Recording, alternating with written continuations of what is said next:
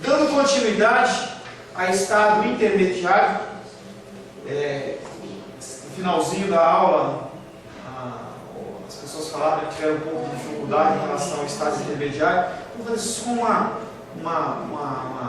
resuminho, entendeu? Nós começamos falando sobre a alma, a gente já tinha falado sobre isso.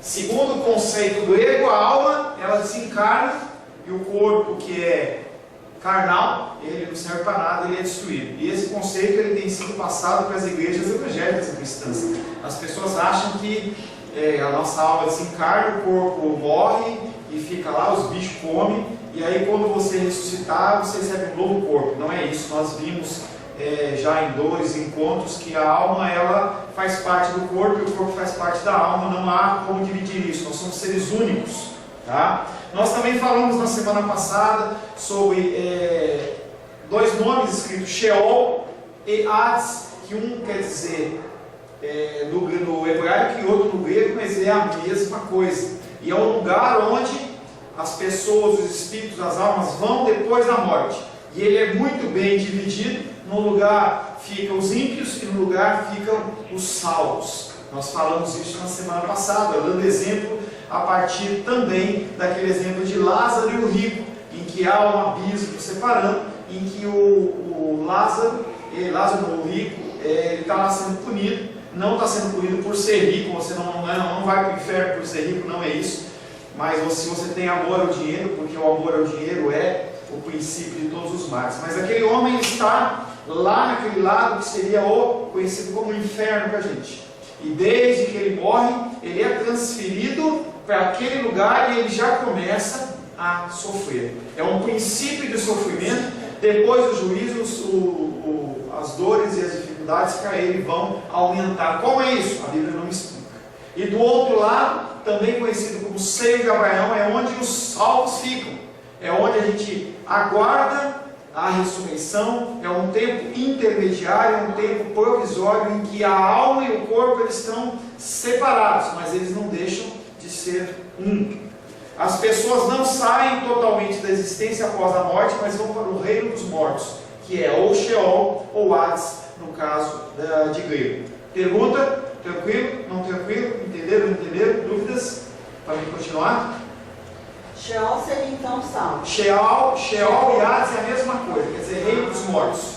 A mesma coisa, tá? Só que uma palavra chama-se reino dos mortos no hebraico, que é o Sheol, e Hades, que é o sinônimo dessa palavra, que quer dizer a mesma coisa no grego, mas é a mesma coisa, tá? Mais alguma dúvida? É Sheol. Sheol, S-H-E-O-L, Sheol. Era Seol. Tem versões que colocam Seol, mas a versão escrita correta é Sheol, tá? É Sheol e a mesma coisa é o Hades, só que na língua grega. Aí ficam os salvos e os não salvos. Ficam no mesmo lugar, só que dividido por um abismo. Tá. Então, no lugar prantos e dificuldades, em que ela já está ali sofrendo. Você vê o exemplo daquele rico lá no inferno, ele fala: pede para Lázaro só molhar a pontinha do dedo na água e colocar na minha língua, porque eu estou morrendo de calor, está muito quente aqui, no sentido do fogo que queima, mas não consome. A gente sabe que o fogo, ele queima, mas consome. Lá é um fogo que queima eternamente, mas não consome, é uma dor eterna, um sofrimento eterno. Tem um abismo que separa, e do outro lado tem o lugar de espera da ressurreição para aqueles que são salvos. Eu pensava que Hades era o sinônimo de inferno. Mas é que tá. O nome pode ser chamado de reino dos mortos ou inferno, mas essa visão que a gente tem de que é um lugar de sofrimento para todo mundo, inclusive para os salvos, é um pensamento que vem da Grécia. Naquele pensamento que nós temos um rei maior que chama Zeus, que é o deus grego lá, mais forte. Aí você tem Poseidon, que é aquele que cuida dos mares, e o terceiro irmão, que eles são irmãos, o terceiro irmão ele é Hades, que ele foi separado para cuidar do inferno. Aí tem aquela visão de que tem a barca, entendeu? Para transportar os mortos, uma série de coisas que são da cultura grega que não estão escritas na Bíblia. Então, quando você pensar Em reino dos mortos, Sheol, Hades, inferno, você sempre pensa dessa maneira. Você pensa que tem um lugar para os salvos, um lugar para os ímpios e um abismo no meio. Tá? O nome inferno parece que assusta, mas é um nome que diz, é um lugar que simboliza também reino dos mortos. Porque inferno, Hades, Sheol quer dizer reino dos mortos ou inferno. Tá? Todo mundo morre e vai para esse lugar. Uhum. Lá já tem uma primeira separação. Sim, senhora. Uma pré-separação. Até o dia do julgamento. Exatamente. E tem outras linhas de pensamento sobre isso, não? Não, nesse aspecto não. Tá? Vai ter outras linhas de pensamento mais para frente que diz o que acontece com a igreja em relação ao arrebatamento, não arrebatamento, mas em relação a isso não. O pensamento ele é fechado. Tá? As pessoas elas vão para o lugar, há esse estado intermediário, não é automático. Eu morri aqui, já estou lá, entendeu? Entenda no nosso pensamento cronológico. Tá? Quando você pensa numa linha cronológica, em tempo, tem que haver um estado intermediário para que as coisas se cumpram no estado cronológico. No tempo de Deus, no tempo kairos de Deus, umas coisas já aconteceram. Nós vamos citar esse texto quando Jesus Cristo olha para aquele, não é Nadel, tá? Aquele, como eu vou chamar ele? Pecador. Pecador. Aquele pecador que estava lá na cruz. Eu não vou explicitar porque daqui a pouco eu vou falar sobre ele. Entendeu? Ele fala assim: Senhor, lembra de mim quando estiveres no teu reino. E ele fala assim: hoje mesmo estarás comigo no paraíso. Jesus Cristo não estava mentindo, mas ele estava falando nele, ele como Deus, que naquele momento que ele fechasse os olhos com Jesus, ele está lá na glória. É uma coisa que é difícil para a gente entender, porque são dois tempos que andam em paralelo, mas na realidade, eu e você, se salvos, estamos na glória com o Senhor. Ponto final. Hoje, neste momento, no tempo de Deus. No nosso tempo ainda vai andar um tempo, a gente ainda vai ter um tempo de vida, alguns vão morrer mais cedo, outros mais tarde, mas vão passar esse tempo do reino dos mortos, e aí tem que entender essa cronologia. Tempo de Deus é um tempo que não é um tempo contado em minutos, segundos e horas. O tempo de Deus é um outro tempo.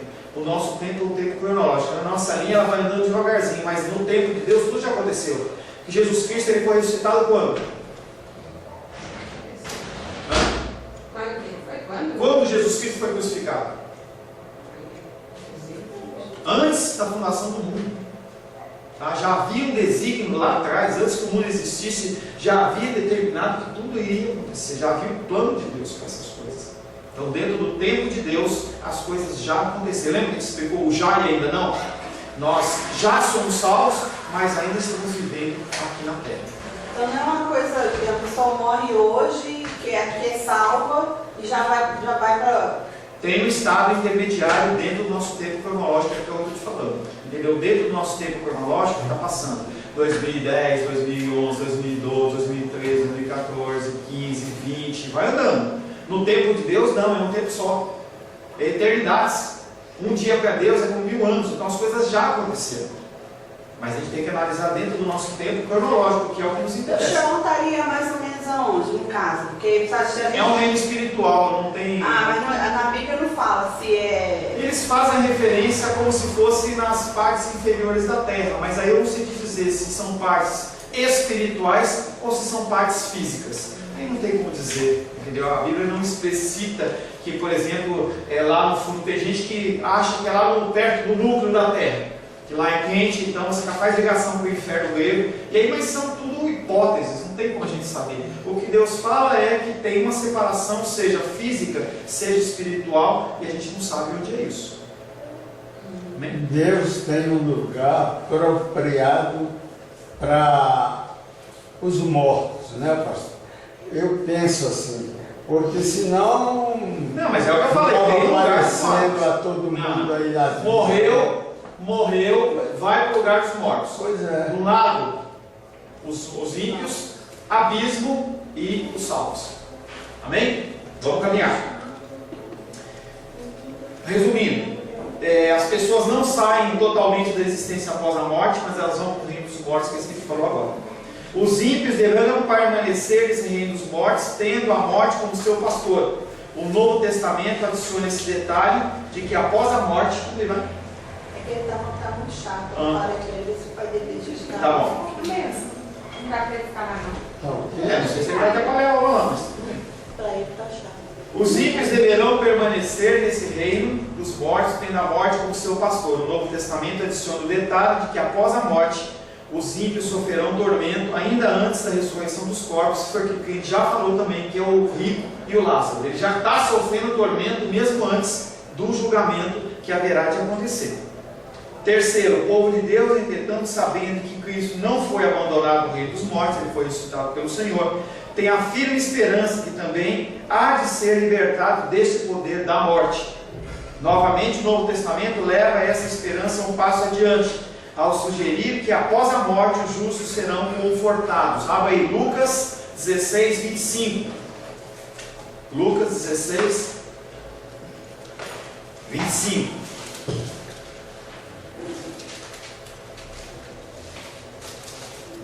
Há uma esperança para os ímpios, para os salvos, após a morte. Lucas o quê? 16, 25.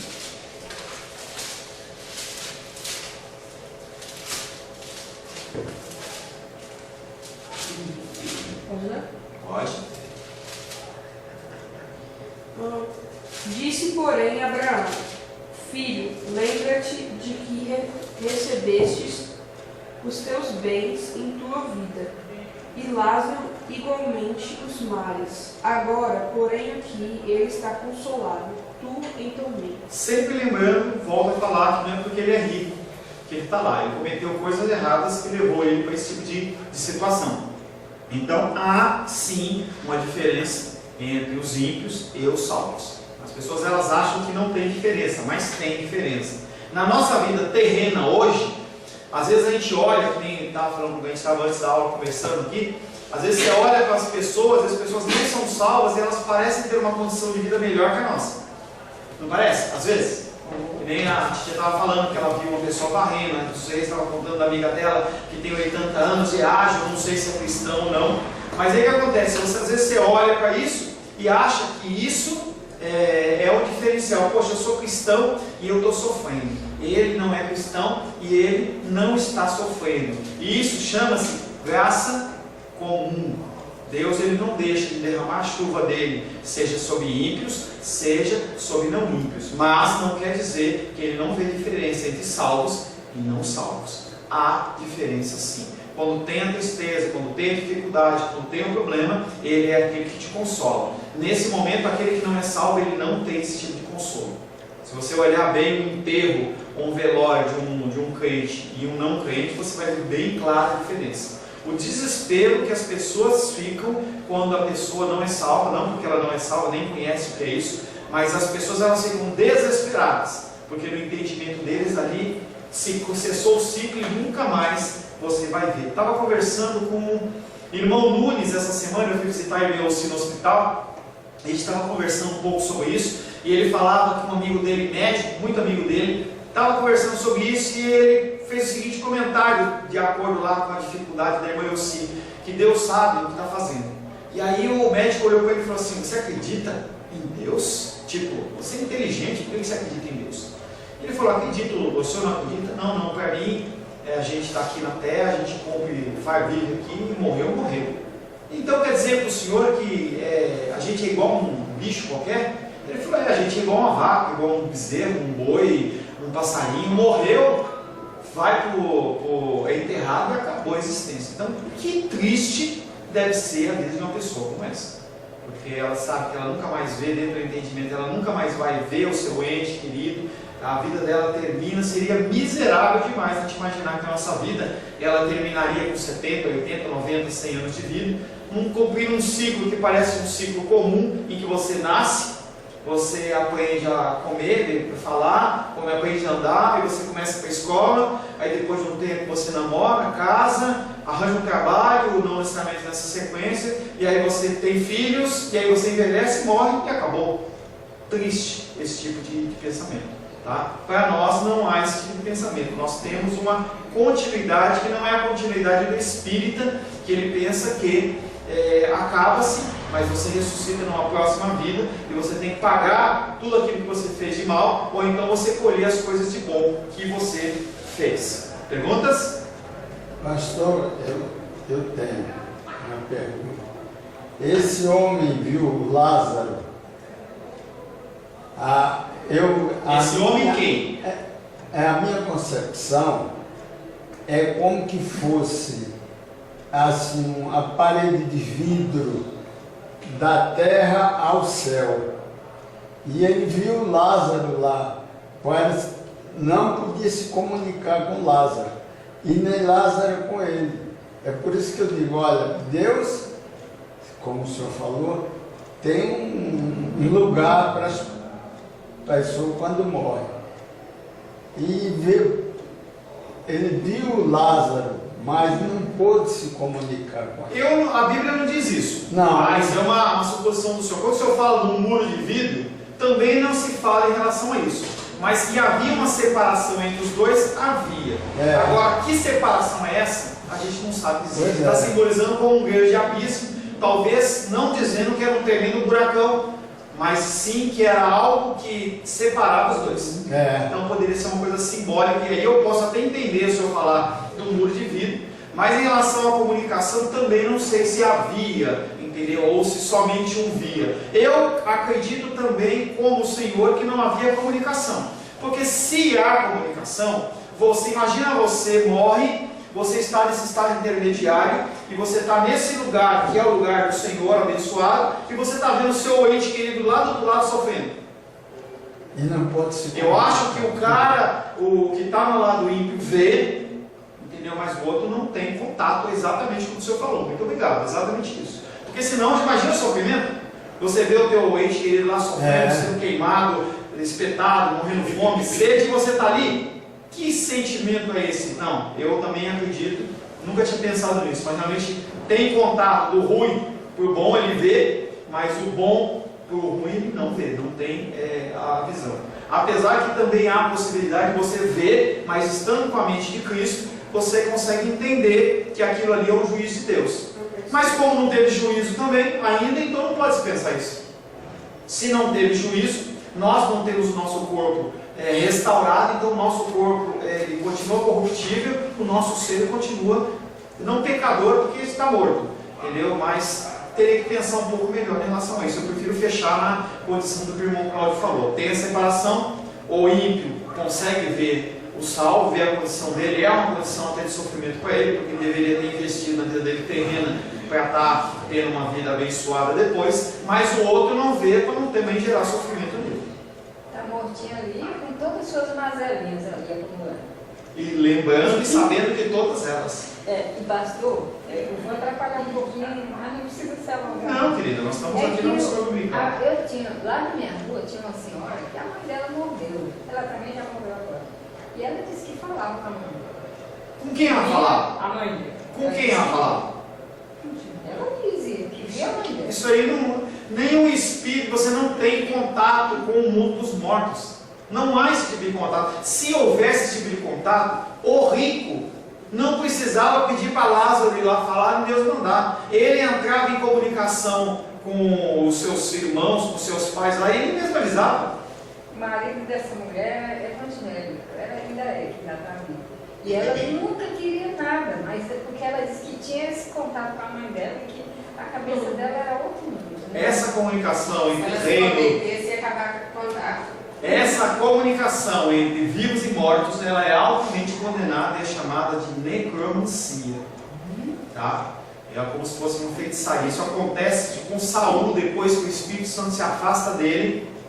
E aí ele começa a buscar, falar com Deus, não consegue. É uma passagem bem complicada, mas ele invoca a figura de Samuel e pessoas entendem que Samuel sai dos mortos para falar com ele, mas na verdade não tem nada a ver com Samuel. Samuel estava lá no lugarzinho dele lá, no gozo, aguardando a ressurreição dele. Deus não ia pegar e trazer ele para lá. Ele era nada mais, nada menos do que um espírito maligno, um demônio, qualquer coisa desse tipo.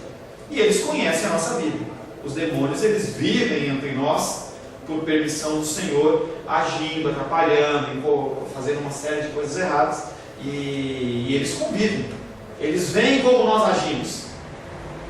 Eles estão sempre tão presentes. Eles não têm sobre os cristãos influência, porque o Senhor diz que os anjos do Senhor acampam ao redor. Ou seja, você está aqui e à sua volta. E o diabo, ele está onde? Junto de você? Derredor. Porque o anjo está ao redor, ele está ao derredor. É diferente. Uma brecha. Hã? Uma brecha. A brecha. Uma cuidado com a brecha. As pessoas, elas, às vezes, elas têm esse título da brecha como algo que, se você fizer errado, parece que Deus, ele se afasta. E não é bem assim que funciona. Deus, ele fala que de maneira nenhuma vai se afastar da gente. O irmão Cláudio gosta bastante de falar na oração dele essa verdade, que de maneira nenhuma ele nos lança fora da sua presença. Então, a brecha vem, tem consequências quando você peca. E aí tem diferença entre aquele que é cristão e que não é cristão. Aquele que é cristão e peca, ele sofre as consequências também, mas ele pode se chegar ao Senhor e se arrepender dos seus pecados. E aí ele se arrependendo dos seus pecados, não tem brecha que passa o sangue do cordeiro. O sangue do cordeiro, ele é impenetrável. Todo mundo que já morreu até hoje, desde a época... Está lotado lá, hein? Pois é, você está pensando. Está lotado, velho. A medição, entenda que não é a medição física, em que você ocupa 1 metro quadrado, entendeu? Eu não sei como é que é a medição de almas, eu não sei como funciona isso. Mas é um espaço que com certeza cabe. Como também, quando tiver a Nova Jerusalém, que ela diz que vai descer do céu ataviada, todos os salvos vão estar lá. E aí? Ele tem que pensar que não é a nossa medida de espaço. Você não vai ocupar o espaço dessa cadeira. É uma outra medida que eu não sei dizer como que é.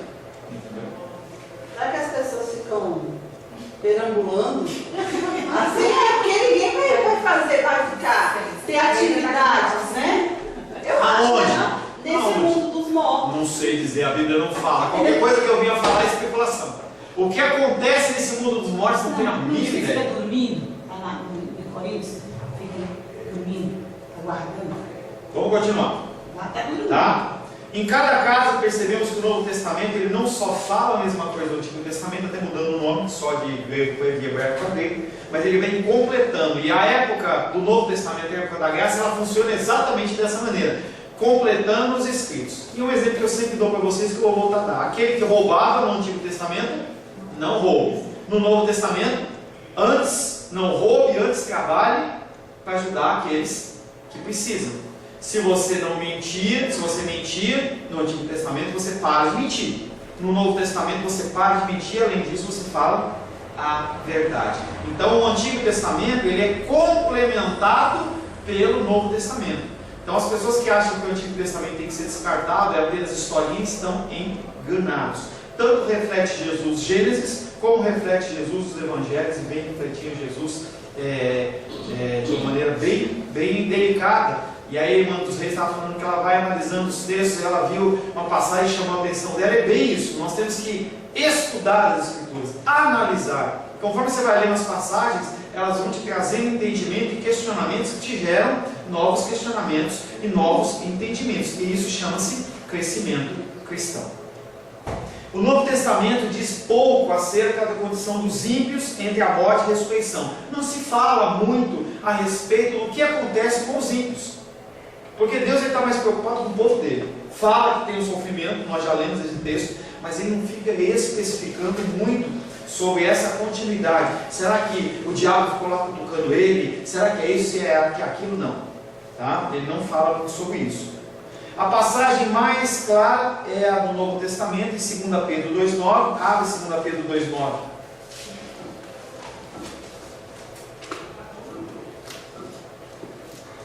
Segunda Pedro 2,9.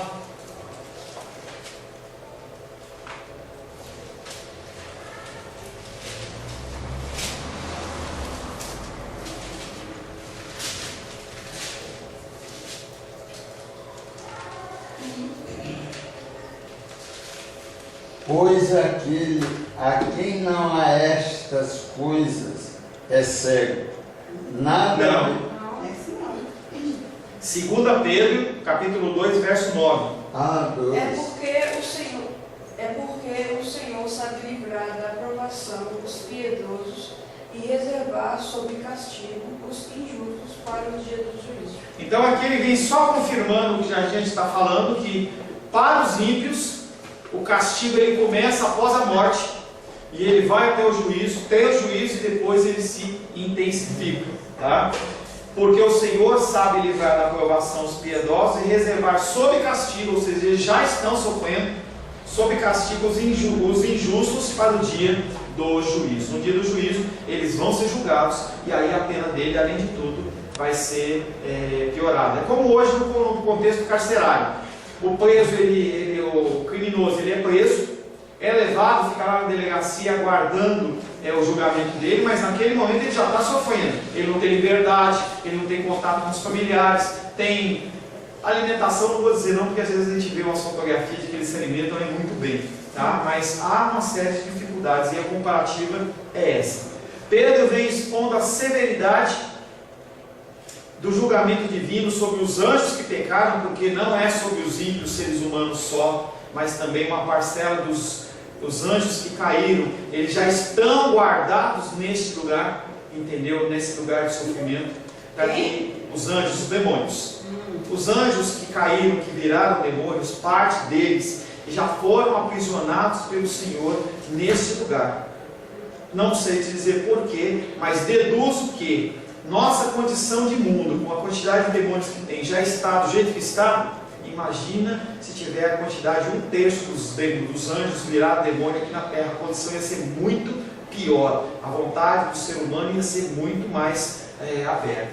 Mas não adianta que fala isso. Por quê? Que eles estão, uma parte deles. Depois eu leio o texto para você. De cabeça não tenho, só citei, mas depois eu cito para você. Mas tem um versículo bíblico que diz que eles já estão separados, se não me engano, em Apocalipse. Tá? Eu só não tenho de cabeça aqui, mas depois eu falo para você. Tá? De acordo com o verso 4, Deus lança os anjos que pecaram no inferno. Deixa eu achar onde está isso. 2 Pedro, acho que é aqui em 2 Pedro. 2 Pedro 2,4, vamos ver isso? Pode ler por gentileza? Ora, se Deus não poupou anjos quando pecaram, antes precipitando no inferno, os entregou a abismos de trevas e reservando-os para o juízo. Ora, se Deus não poupou anjos quando pecaram, e quando eles eram anjos e pecaram, eles se tornaram demônios. Antes, precipitando-os no inferno, os entregou a abismo de trevas, reservando-os para o juízo. Então, um grupo, não sei dizer qual foi o critério, não sei dizer quantos foram, mas anjos que caíram, que se transformaram em demônios, uma parte deles, eles já foram direto para esse inferno e eles já estão sofrendo junto com os ímpios. Tá? É isso que o texto está dizendo. Tá? De acordo com o verso 4 que nós lemos agora, Deus lança os anjos que pecaram no inferno para serem guardados até o julgamento. No verso 9, lê o 9 aí por gentileza de novo.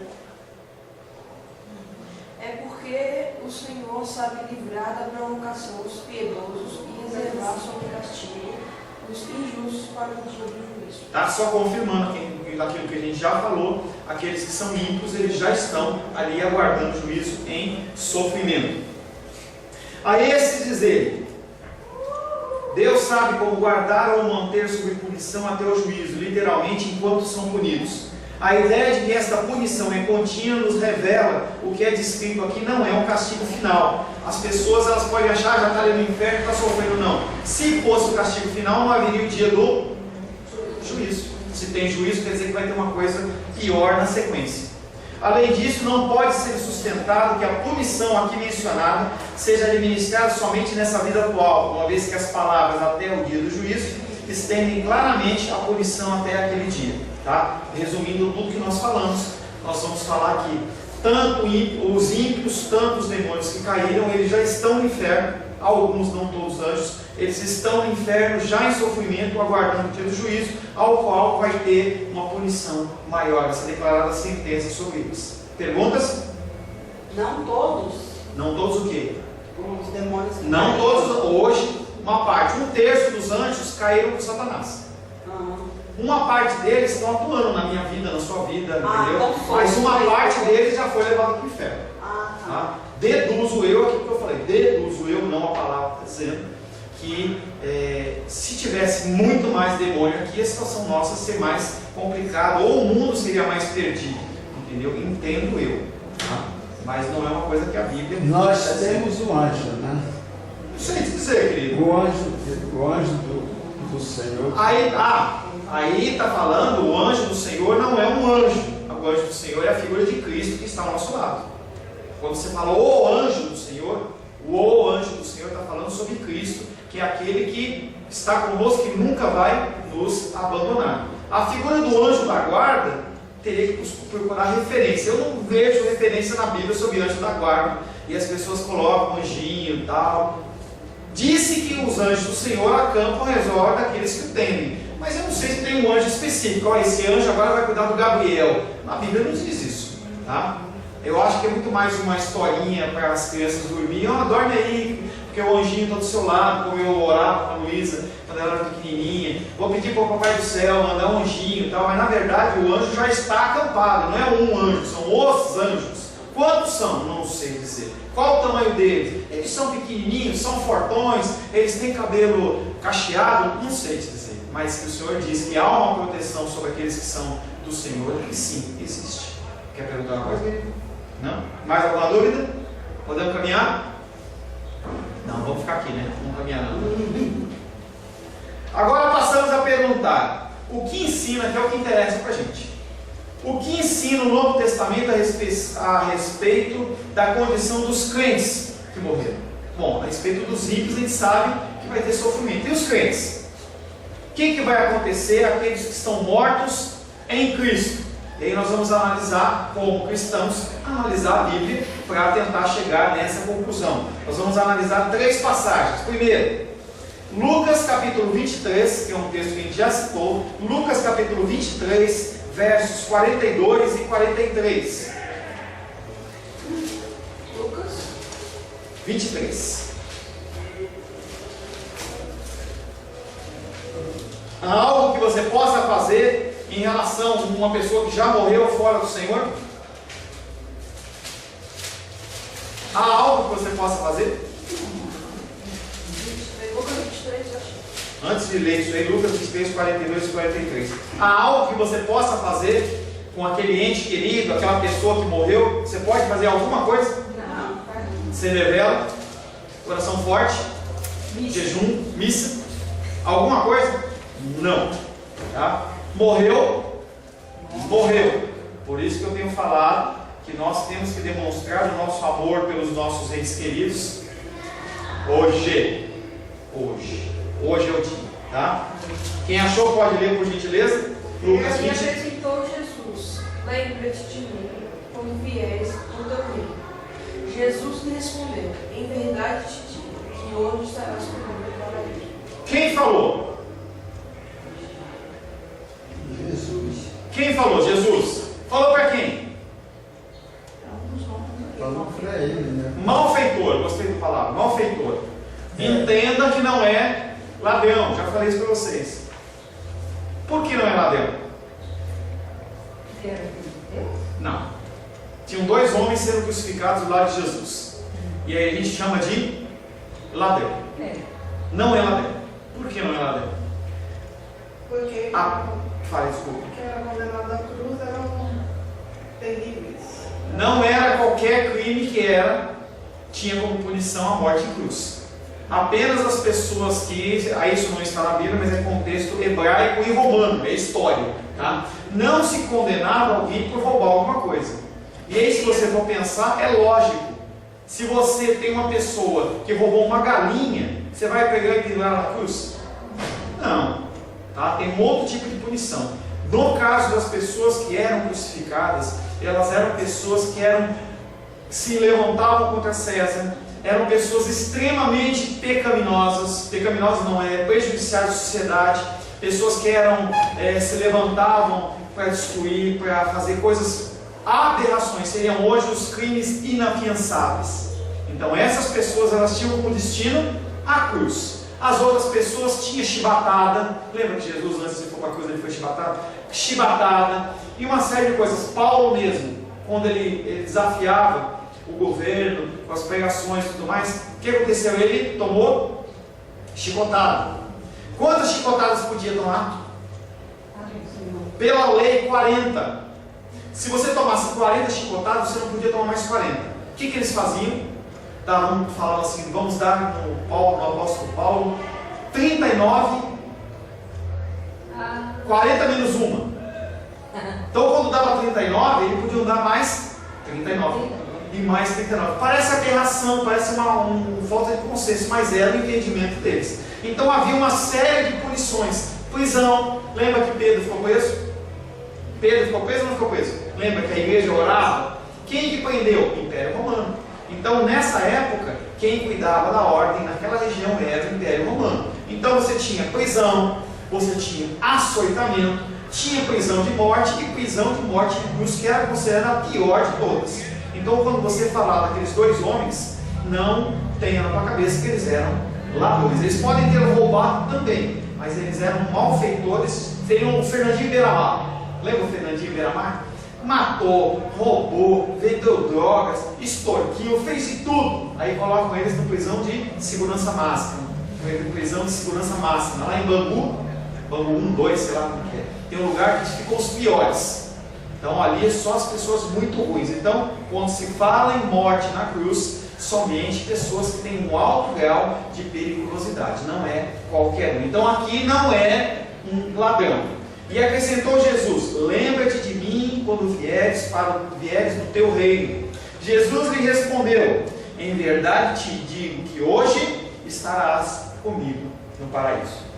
Para entendermos o seu impacto, temos de observar a petição do condenado, bem como a promessa de Jesus. Anteriormente, esse condenado ele tinha reprovado Jesus. Lembra? Antes, um começou a falar: Jesus, por que você não salva a gente? Não sei o que, você não é filho de Deus, coisa nenhuma. Se a gente for ler os textos anteriores, você vai ver que esse malfeitor que pede para Jesus poupá-lo, antes disso, está condenando Jesus e, entre aspas, tacando pedra. Está falando mal de Jesus. E aí depois ele se arrepende. Aqui ele fala assim também, que ele também falou com o outro que estava falando com Jesus, ele falou aqui: nem ao menos temos a Deus. Depois. Isso depois. Antes ele fala mal. Pois é, antes, tá? Antes ele fala mal. Depois ele se arrepende e ele fala para o outro: nem agora você está se arrependendo, nós estamos aqui, nós somos culpados pelo nosso pecado, nós somos ruins, mas ele não é.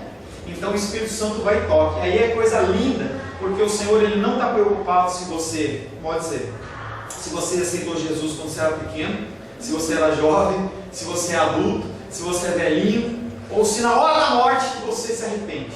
E nós, no nosso entendimento, Jesus até coloca uma parábola interessante a respeito disso.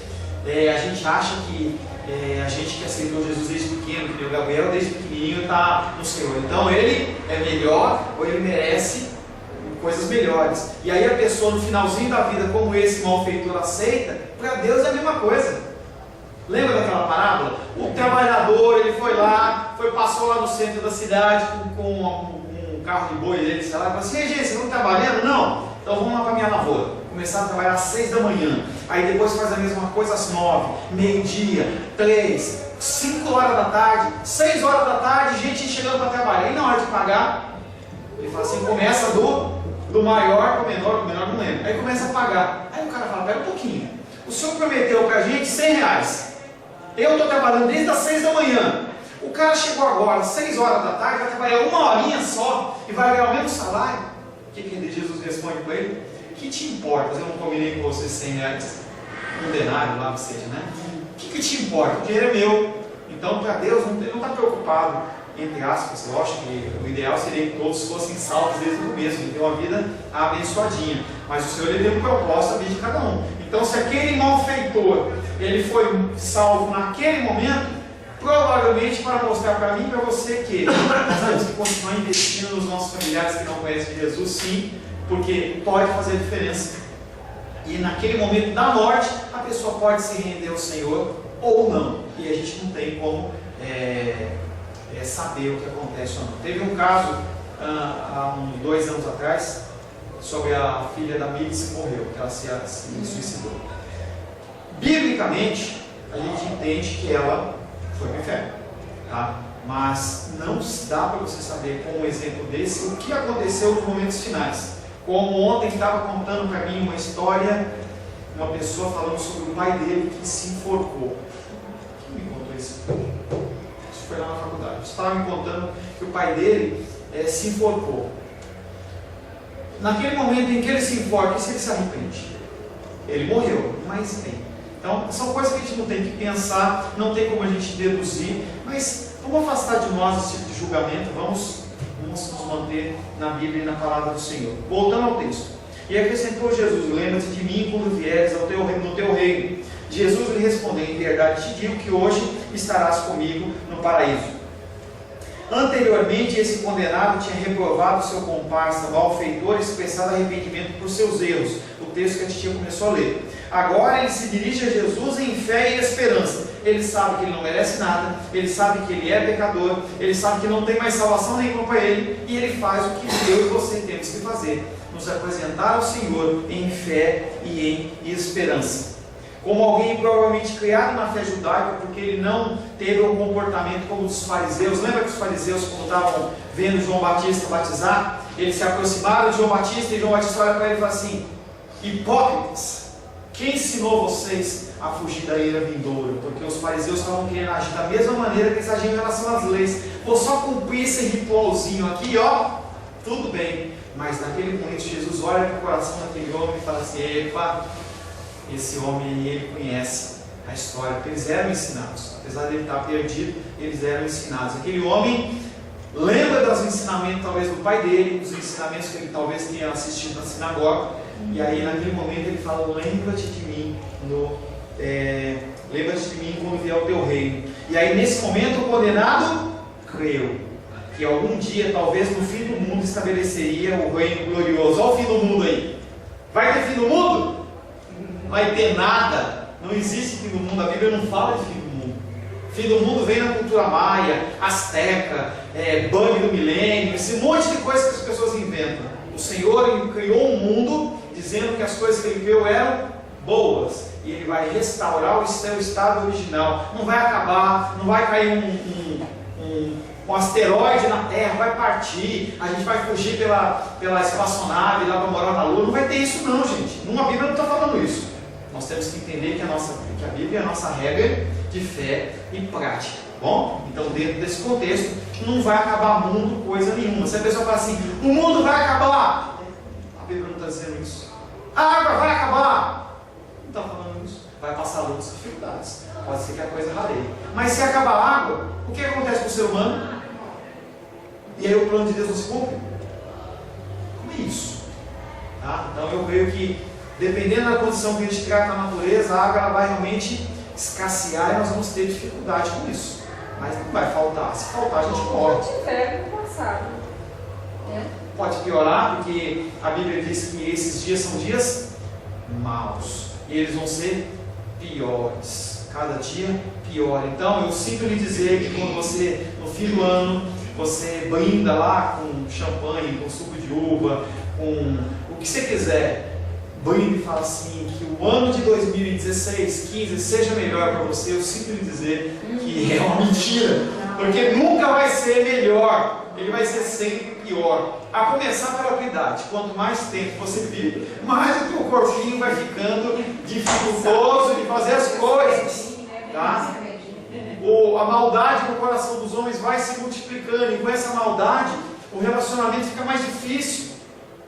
Então não tem essa possibilidade. Então é só uma ideia que a pessoa fala assim: que você possa ter muito dinheiro no bolso, saúde para dar e vender. Gente, eu vou falar uma coisinha aqui. Fala, querido. É assim, eu ando com medo de pessoas, mas eu quero explicar uma coisa. Esse medo é porque eu tenho medo mesmo de gente é que está acabando com a gente. Mas é isso. Não porque eu não confio em Deus. É um zelo que a gente tem que ter por a gente mesmo e tratar de andar uma vida assim, do jeito que você vai se livrando daquilo.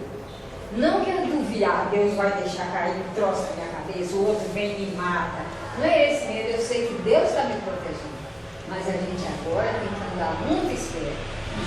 Eu ando com esse medo. Eu estou saindo de casa, levando poucas coisas na minha bolsa, porque eu já sei que eu posso ser atacado. Eu sou o melhor que tem. Eu sei que Deus está comigo.